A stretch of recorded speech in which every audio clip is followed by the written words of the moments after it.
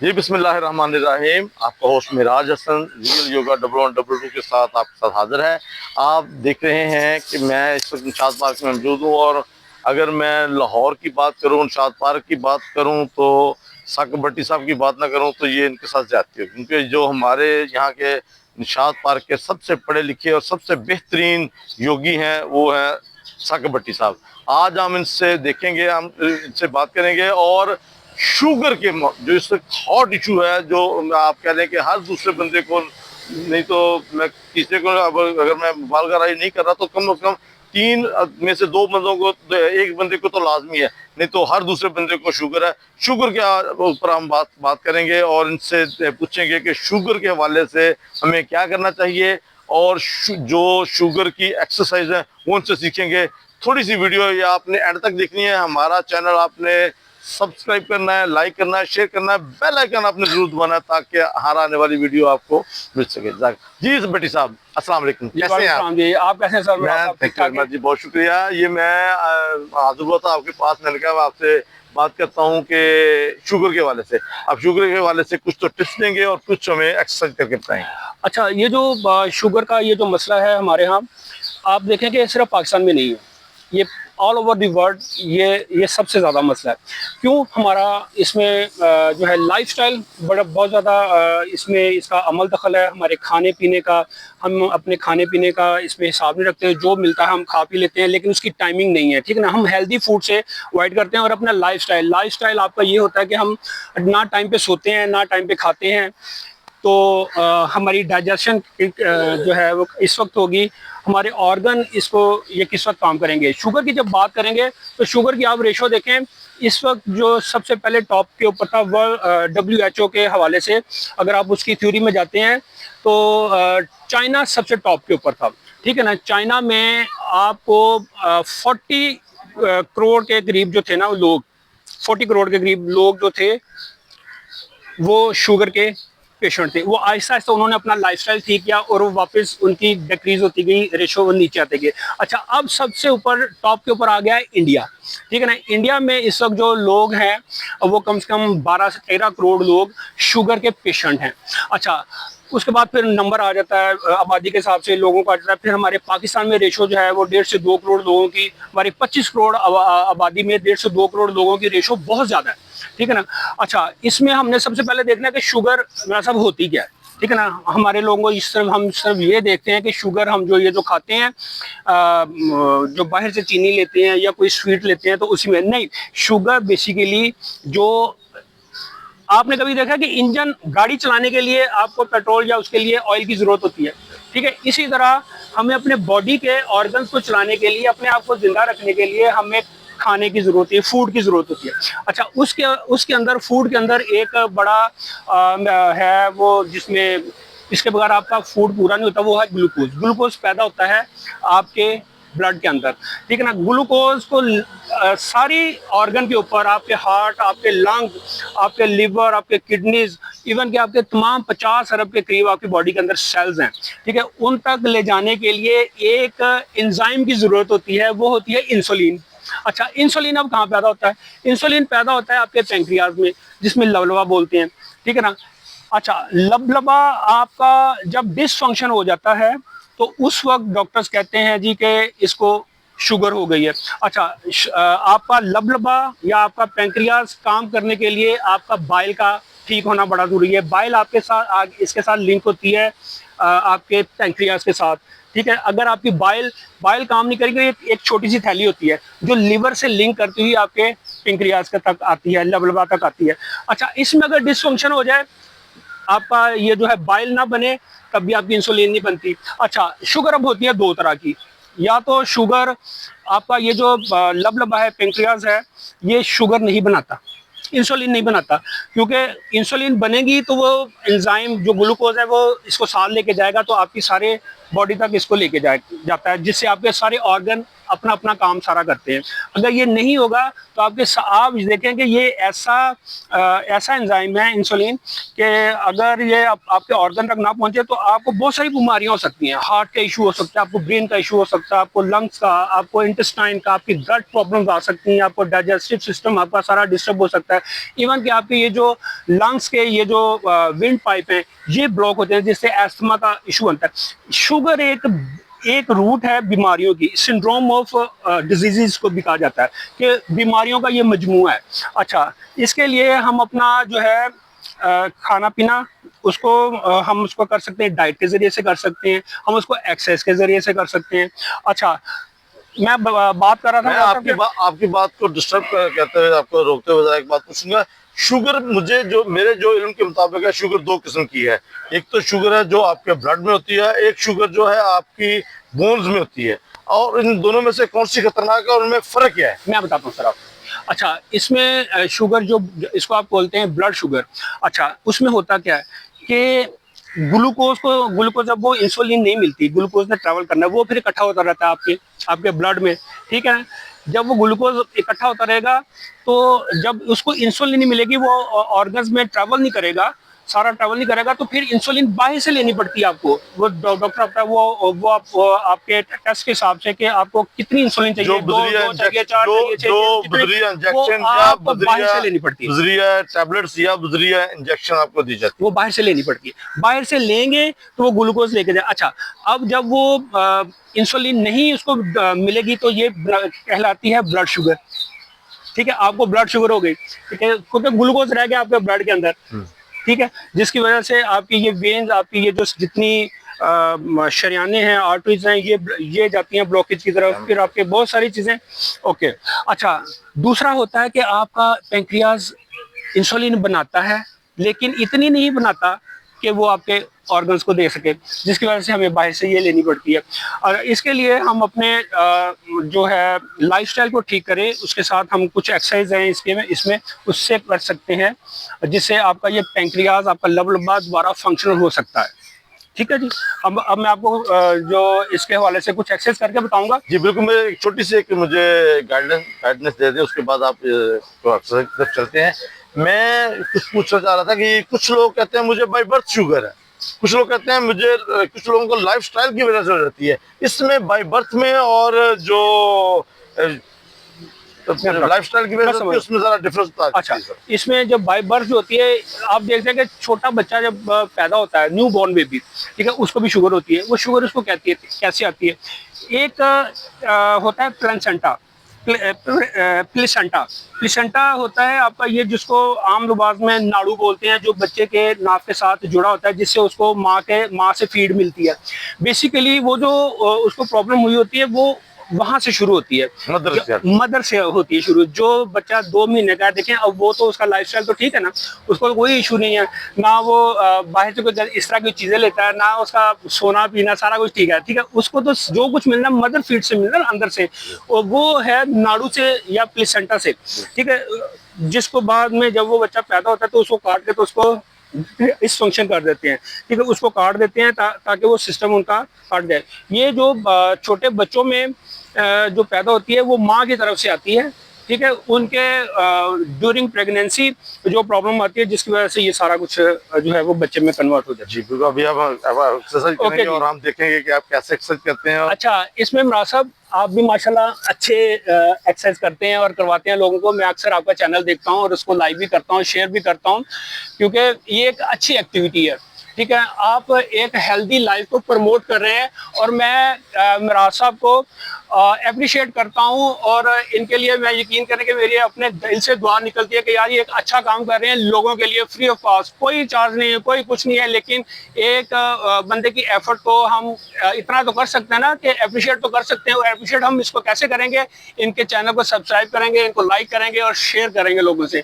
आए हम बात करते हैं कि शुगर के हवाले से हम जो एक्सरसाइज करेंगे वो आपके लिए कितनी मुफीद है। अच्छा, इसमें मिराज साहब ये है कि आपकी टाइमिंग बड़ी इंपॉर्टेंट है। इसमें जो भी पोस्चर आप करते हैं, इसमें टाइमिंग का बड़ा जो है ना वो दखल है, कि आप उसको कितना लंबा लेके जाते हैं। मिनिमम पोस्चर इसमें होता है 30 सेकंड का, मैक्सिमम आपके ऊपर डिपेंड करता है कि आप इसको कैसे कर सकते हैं। ठीक है, सबसे पहले तो बैठेंगे जी हम दंडासन में। दंडासन होता है, आप इस तरह बैठते हैं। ये आप करें, आप एक्सरसाइज करें और हम देखते हैं प्लीज। ओके, हम सबसे पहले दंडासन में, जिसमें आपके ये दोनों नी जमीन के साथ मिल जाते हैं और ये टो आपके खिंच जाते हैं आपके चेस्ट की तरफ। इसको बोलते हैं डोर्सीफ्लेक्शन। अच्छा, इसमें पेट और कमर आपका बिल्कुल सीधा होता है। इसमें आप नाक से सांस लेते हैं और नाक से झेल करते हैं। आप अपने हाथों को इस पोजीशन में बैठते हुए आप जाएंगे आगे की तरफ, सांस खाली करते हुए। इसमें कोर आपका पूरा रोलिंग में आ जाता है, बंद होता है। ठीक है, जैसे ही आप सांस खाली करते हैं आप जाएंगे, सांस खींचेंगे और खाली करते हुए जाते हैं आगे की तरफ। आप यहाँ से इसको पकड़ सकते हैं, यहाँ से ले सकते हैं, या जिन लोगों के हाथ यहाँ तक नहीं आते वो यहाँ पे होल्ड कर सकते हैं। यहाँ पे आप होल्ड करेंगे और लेंगे हम ब्रीदिंग। आप देखेंगे कि जब आप ये एक्सरसाइज करते हैं तो नीचे आपका एक प्रेशर मेंटेन होता है। ये प्रेशर आपके पैंक्रियास को फंक्शनल करता है। Minimum posture 30 second.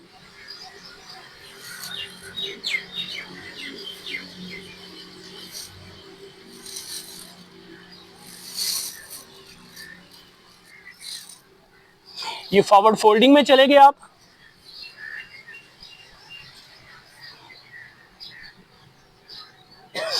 सांस भरते हुए सीधे आप फिर सीधे हो जाते हैं सीटेड पोज में। सांस लेंगे, नाक से सांस लेंगे, नाक से झेल करेंगे। इसी तरह आप जाते हैं अर्थ मत्स्येंद्र आसन में। इसको आप स्पाइन ट्विस्ट भी बोल सकते हैं। इस तरह बैठते हैं आप अपने ये लेफ्ट वाले बाजू को लेके जाएंगे अपने नी की साइड में। यहाँ से करते हैं आप ग्रिप। जो लोग इसको ग्रिप नहीं कर सकते वो हाथ ऐसे रख लें, ऐसे कर लें, और दूसरा हाथ जाएगा आपका पीछे की तरफ। ये आप इसको ऐसे भी कर सकते हैं, आप यहाँ से ग्रिप कर सकते हैं। आपकी पूरी चेस्ट होती है इसमें अपोजिट डायरेक्शन। आप ऐसे रख सकते हैं हाथ इसको। इसमें स्पाइन आपकी पूरी ट्विस्ट होती है।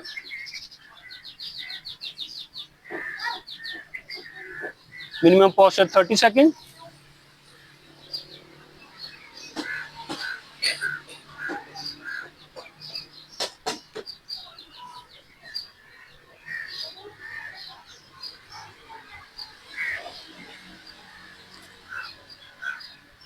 अच्छा, इसमें आपने इस बात का ख्याल रखना कि ये आप बोथ साइड करेंगे।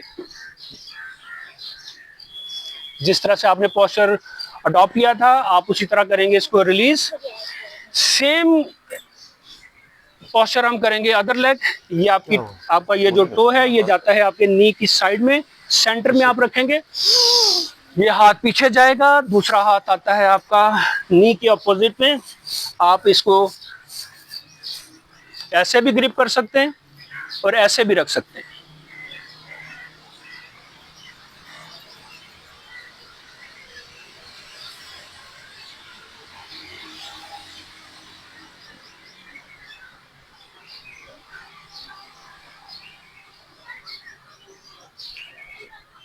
Minimum posture 30 second. अच्छा, जितना आप इसको लंबा लेके जाएंगे ये उतनी जल्दी आपका जो पैंक्रियाज है ये ज्यादा काम करना शुरू कर देगा।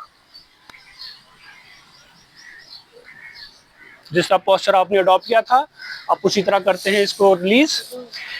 अब आप जाएंगे चाइल्ड पोज में। चाइल्ड पोज बड़ा जबरदस्त आसन है। नहीं नहीं नहीं, आप मिनिमम बार देते हैं। आप वज्रासन में पहले बैठते हैं, उसके बाद आप अपने दोनों नीज को खोलते हैं और हाथों को जोड़ते हुए आप जाते हैं आगे की तरफ। आपकी हिप, इसमें आपके ये जो बुटक हैं ये रहते हैं आपके हील के ऊपर। सांस खाली करते हुए आप जाते हैं आगे की तरफ। मैक्सिमम आप स्ट्रेच करते हैं।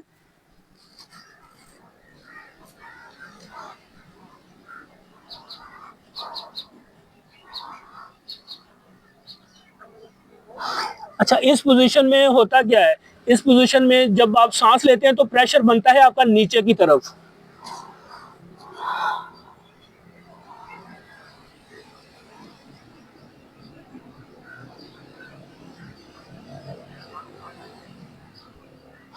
आप इस तरह भी कर सकते हैं, आप दोनों हाथ खोल भी सकते हैं। आपकी फ्लंजेस रहती है इसमें खुली हुई उंगलियों के साथ।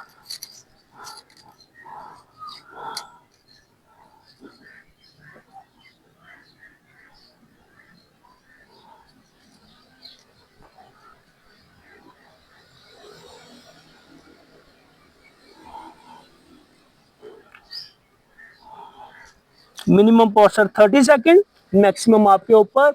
आप इसको मजीद स्ट्रेच देने के लिए आप अपनी दोनों अपर गिट को उठाते हैं और रखते हैं फिंगर के ऊपर, सर जाएगा आपका जमीन के साथ।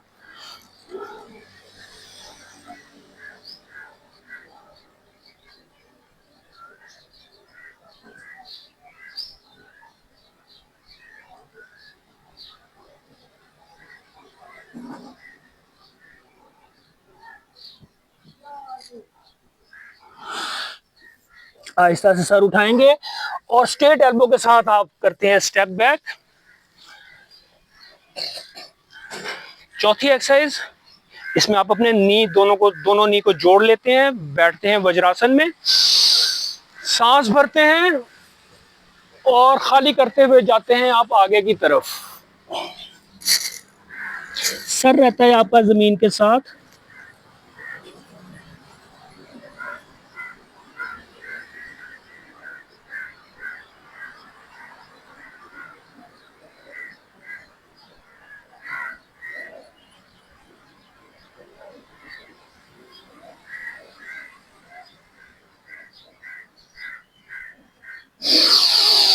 और सांस भरते हुए सीधे। अच्छा, इसके साथ एक बड़ा जबरदस्त आसन है जिसको मंडूक आसन बोलते हैं। इसमें आप हाथ रखते हैं, आप इस तरह मुट्ठियों को बंद करते हैं। इस पोजीशन में आप नाभ के ऊपर आके इसको करते हैं, अंदर की तरफ खींचते हैं, सांस खाली करेंगे, सांस खाली करते हैं, इसमें पेट अंदर की तरफ और खाली करते हुए जाते हैं आप आगे की तरफ। यहाँ पे आप 5 से 10 सेकंड की सांस रोकते हैं, स्पाइन को रखते हैं, आप सर्वाइकल को रखते हैं सीधा। आपका राइट वाला पैर का अंगूठा रहता है लेफ्ट वाले अंगूठे के ऊपर, दोनों नी जुड़े हुए। 10 से 15 सेकंड की सांस रोकने के बाद आप आराम से सांस ले सकते हैं। ये पूरा एक पोस्चर है 7 मिनट का, लेकिन चूंकि बिगनर्स या नए करने वाले थोड़ा है टफ, लेकिन अगर ये 7 मिनट पूरा कर लेते हैं तो 25% उसी वक्त आपका ये लबलबा काम करना शुरू कर देता है। अगर नहीं तो आप टाइम टू टाइम करके 30-30 सेकंड के करके आप ये 7 मिनट का पोस्चर मंडूक आसन।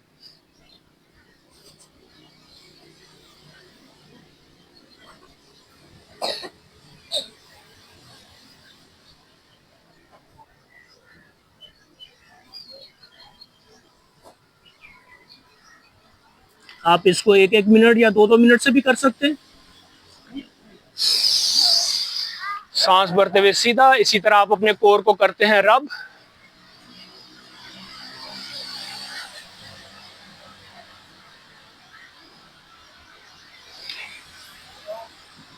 दूसरा, आप अपनी हथेली को रखते हैं, लेफ्ट हथेली जाएगी आपके नाभ के ऊपर, राइट वाली हथेली आती है आपके लेफ्ट हथेली के ऊपर। आप सांस खाली करते हैं और जाएंगे आगे की तरफ। यहाँ पे आप सांस को करते हैं होल्ड,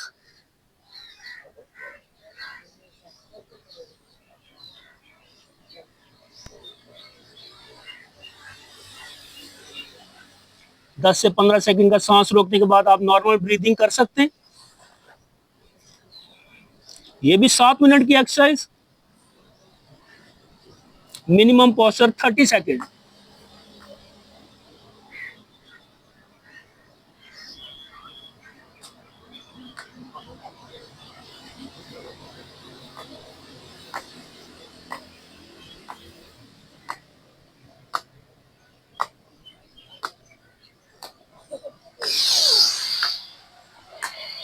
आप अपने कोर को रब करते हैं। अच्छा, इसकी प्रिकॉशंस हैं। इसकी प्रिकॉशन ये है कि जो न्यू बिगनर्स हैं, जो नए करने वाले लोग हैं, वो जब ये इसको स्टार्ट करते हैं तो ये सारा ब्लड का फ्लो पड़ता है उनका टांगों की तरफ या फिर ऊपर वाले पोर्शन में। उनको ऐसे फील होता है कि ये सारा कुछ ऐसे स्वेलिंग हो गया, ये सूज गया है, लेकिन ऐसा कुछ नहीं है, जस्ट फीलिंग है। ये 24 घंटे या 48 घंटे ये इस तरह की इस हालत में रहेंगे। उससे ये होगा कि आपका, क्योंकि जब आप नीचे की तरफ जाते हैं तो ये आपका ब्लड फ्लो को ये तेज करता है। इसी ब्लड फ्लो की वजह से ये आपके लबलबा, ये इतना जबरदस्त आसन है कि इससे शुगर तो ठीक होती है। जिन लोगों को लिवर सिरोसिस है, जिन लोगों को स्टोमक का इशू है, जिनको गट प्रॉब्लम्स हैं, लार्ज इंटेस्टाइन, छोटी इंटेस्टाइन, बड़ी आंत, छोटी आंत, और फिर जिन लोगों को सांस का इशू है, जिन लोगों की आर्टरीज ब्लॉक हैं, हार्ट का इशू है, जिनके हार्ट मसल्स ब्लॉक हैं या वीक हैं या आर्टरीज उनकी बंद है, ये इसको भी क्योर करता है। अच्छा, इसके साथ जिन लोगों को पाइल्स फिस्टुला, ये इसको भी क्योर करता है। ये इतना जबरदस्त है। लेकिन ये शुगर के लिए एक जबरदस्त आसन है। आप 7-7 मिनट के ये 2 आसन और बाकी ये जो आपको 4 एक्सरसाइज बताई, ये आप इनको रूटीन में रखें और ये आप इस शुगर जैसी मोहलिक बीमारी से छुटकारा पा सकते हैं।